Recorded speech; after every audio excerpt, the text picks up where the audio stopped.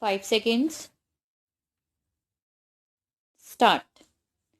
The court also noted the situation that large number of cases involving dishonor of checks are choking the criminal justice system and putting an unprecedented strain on the judicial functioning.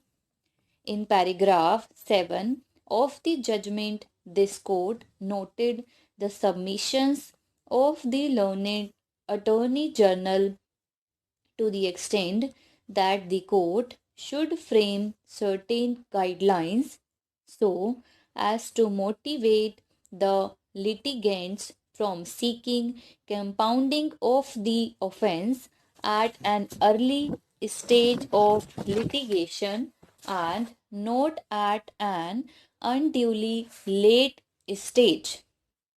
It was argued that if compounding is earlier, the pendency of arrears can be tackled. In paragraph 12 of Damodar case, this court dealt with the provision of section 147 of the NI Act and held that the same is an enabling provision for compounding of the offense and is an exception to the general rule 5 incorporated in subsection 9 of section 320 of the code.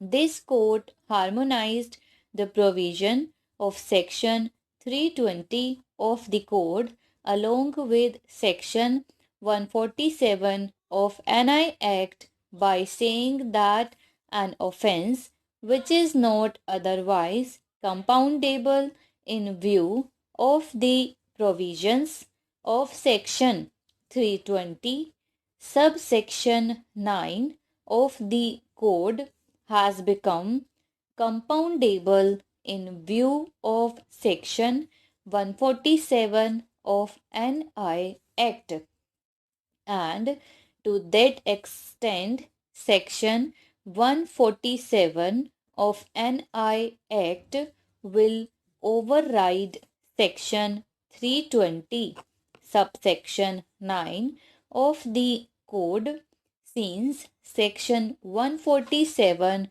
of NI Act carries a new clause. This court, on the basis of the submissions of the learned Attorney General, framed certain guidelines for compounding of offense under section 138 of the NI Act.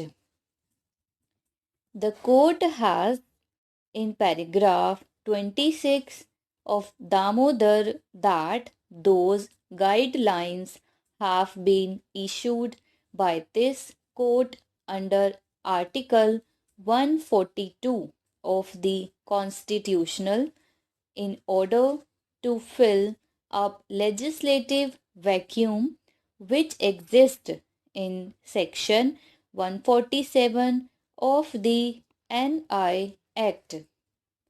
The court held that section 147 of the NI Act does not carry any guidance on how to proceed with the compounding of the offense under the NI Act, and the court felt that section 320 of the code cannot be strictly followed in the compounding of offense under section 147 of the NI Act.